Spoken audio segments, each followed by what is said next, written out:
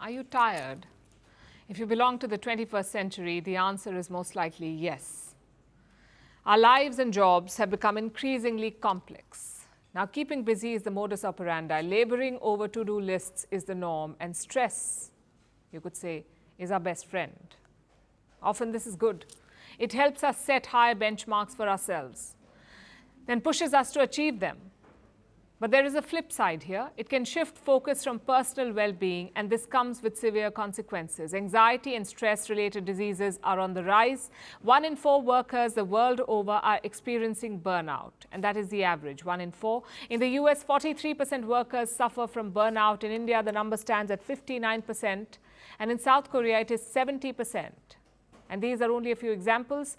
The fact is, no one is immune to burnout.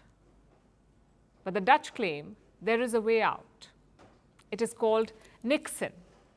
It is as simple as doing nothing, quite literally. Niksen comes from the Dutch word niks, which means nothing. So Niksen refers to the art of doing nothing. It is difficult to define what nothing means here. After all, we are always doing something, even when we are sleeping. But practicing Niksen is about being idle or doing something without a goal, the goal of being productive. This does not mean that one stares at a wall, because that's just creepy. Doom scrolling or meditation does not qualify either, because your brain remains actively engaged. Niksen simply involves moments of relaxation combined with easy automatic activities where the brain is allowed to switch off. It could mean just hanging around or listening to music or knitting. There is no one-size-fits-all approach. People can do what works for them. And it seems like many have been. Over the past few years, Niksen has intrigued the world. It has become a publishing sensation. There are fitness clubs with Niksen classes, even experts who teach people how to do, well, nothing. Niksen may have been born in the Netherlands, but today it is a global rage. Though we should point something here, the Dutch are not the only ones who support this theory. The Danish have a concept called hygge. It refers to staying in, not doing much, and just being cozy. Then there is lagom. It's a Swedish concept of accepting life with a moderation mindset. But it's not just about cool words or capitalism working its magic with wellness trends. It is about the wide-ranging benefits of slowing down. There are mental perks here.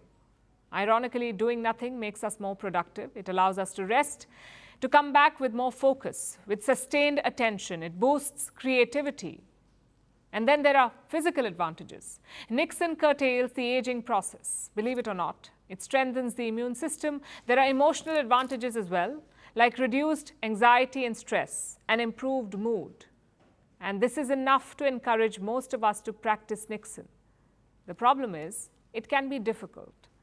Doing nothing is a tough ask. It is not easy to let go of outcomes. It requires some amount of rewiring, because humans have a tendency of thinking in terms of doing and not being. And Niksen is about actively carving out the time to just be. If you're thinking on similar lines, remember that Niksen is called an art for a reason.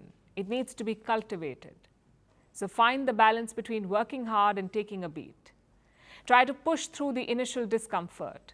Choose it over the familiarity of busyness. Do something without an objective for a change, but do it with purpose. And dare to be idle, because stress is a part of life, but burnout does not have to be.